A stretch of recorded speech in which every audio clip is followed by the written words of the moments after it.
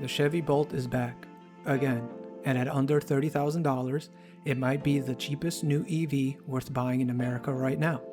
Faster charging, a better battery, Tesla supercharger access. On paper, it sounds exactly like what EV buyers have been asking for. But before you run to the dealership, there are a few catches hiding behind the price tag, and one of them could matter a lot if you plan to keep this car for a long time. The original Bolt was never flashy. Nobody bought it because it looked cool. People bought it because it was practical, and the 2027 doubles down on that idea. Starting at around $29,000, it's positioned as an affordable commuter EV at a time when most electric vehicles are pushing $40,000, $50,000, or more. And unlike the old Bolt, this one actually fixes the big complaints. Now you get 150 kilowatt DC fast charging, an LFP battery pack, native access to Tesla supercharger network, and more modern EV architecture. That's not a minor refresh. These are meaningful upgrades, especially the charging. The old Bolt charged like it had somewhere else to be tomorrow. This one finally joins the modern EV world. Let's talk about why this car is getting attention. First, charging. The previous Bolt maxed out at around 55 kilowatts. The new version jumps to roughly 150 kilowatt. Translation: road trips become significantly less annoying. Second, the LFP battery. Most people don't care about the battery chemistry. Here's what matters. LFP batteries generally tolerate frequent charging better and are more comfortable sitting at higher states of charge. Good news for people who just want to plug in and drive.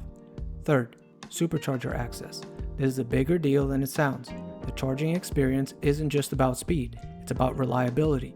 Having access to Tesla's network removes a lot of uncertainty from EV ownership, and convenience matters a lot. Now for the weird part. Chevy fixed some big things, then created some new annoyances. The biggest one? No Apple CarPlay, no Android Auto. Gone. Instead, you're expected to use GM's built-in Google-based system. Some people won't care. Others absolutely will. And if you've spent years using CarPlay every day, this isn't a small change. It's a lifestyle downgrade. Then there's the growing trend of burying simple controls inside touchscreens, and the Bolt is a textbook example. Want to turn your headlights on or off? That's not a switch anymore. That's a menu. You tap the screen, navigate to vehicle settings, find the lighting controls, and tap again. While driving. Lights, a function that has been a physical switch in every car since 1908. Now it requires a UI walkthrough. The car itself feels practical. Some of the software decisions genuinely don't. Here's the honest picture. For under $30,000, you get fast charging, supercharger access, and low operating cost. That's a lot of convenience for the price. The cost isn't ultra low, it's medium, but compared to most EVs on sale right now, it's reasonable, and the convenience score is genuinely high, assuming you can live with the software. The last part is doing a lot of work in that sentence. There's one more thing worth discussing, and it's not range, it's not charging, it's longevity. Not battery longevity, model longevity. Reports suggest that this refresh Bolt may only stick around for a relatively short production run before GM shifts manufacturing priorities elsewhere. Now let's be clear, that doesn't automatically mean disaster.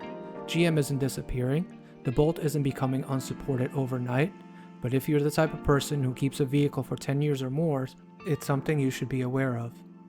Ironically, the biggest competition for the new Bolt might be the old Bolt, because the used Bolts have become surprisingly affordable, and for buyers who mostly commute and charge at home, the older car still does a lot of the same job. The new Bolt is undeniably better. The question is whether it's $15,000 better, and that's going to depend entirely on how you drive. If you're covering long distance regularly and road trips matter to you, the 150 kilowatt charging upgrade alone might justify the price difference. If you're a 5-mile commuter charging at home every night, the used Bolt is worth a serious look first. The 2027 Bolt scores a 2.5 out of 5 on the annoyance scale, and almost all of it comes from software, not hardware. No CarPlay, headlights buried in a menu, controls that require physical buttons now require taps and menus. The frustrating part isn't that these problems are catastrophic, it's that they feel entirely avoidable. GM built a genuinely capable car and then introduced friction that didn't need to be there.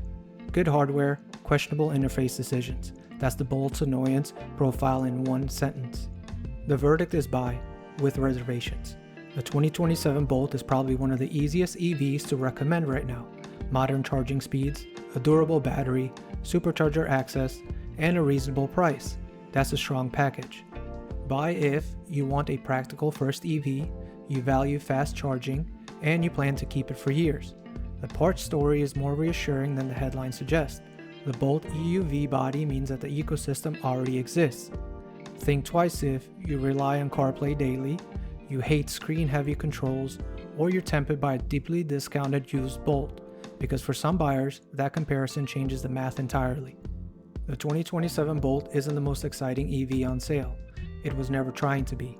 It's trying to be the most practical, and on that score, it largely succeeds. Software frustrations and all. For a lot of buyers, that's exactly the point. Spend smart, stay grounded.